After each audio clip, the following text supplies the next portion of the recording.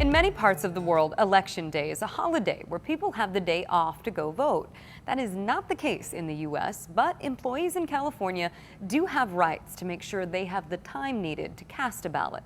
ABC 10 News anchor Derek Stahl is going in depth to explain how you can take time off to vote. A record number of Californians have already voted by mail this election, more than 8.7 million. But there are legal protections for voters who have to wait until the final day, this Tuesday. California law allows workers to take up to 2 hours off on Election Day and still get paid. They can take advantage of this paid time off at either the beginning of their shift or at the end of their shift, and they can take as much time as they need to vote, but realize that only up to 2 hours of that time is going to be with pay. There is a caveat, though. This right is only for employees who don't have enough time to vote outside of their work schedules. It's a harder argument to make at a time when every registered voter in California got a mail-in ballot, and early in-person voting begins Saturday, says attorney Dan Eaton.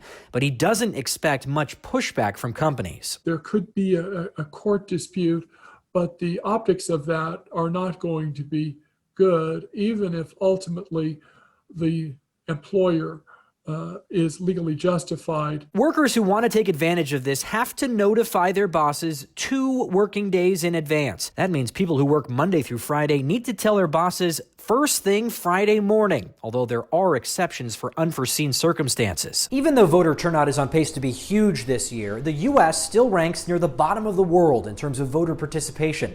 So why not make Election Day a holiday like some other countries? The idea has been floated before, but it hasn't gotten far. A federal holiday does not guarantee that your employer is going to close, and they're expensive. Federal holidays tend to cost the federal government about $450 million in personnel costs just for that one day and overtime. Matthew Weil at the Bipartisan Policy Center says state holidays on Election Day can be helpful, and several states have them, freeing up schools to be used as polling places. But state holidays won't give many voters the day off.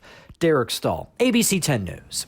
Californians have had some sort of mandatory paid time off to vote since 1891, making it the oldest kind of mandated PTO.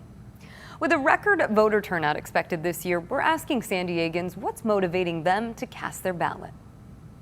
I want to make a difference in my community and a difference for my son and for my grandkids in the future, and that's why I vote. My vote counts, and whether other people believe that or not, I do.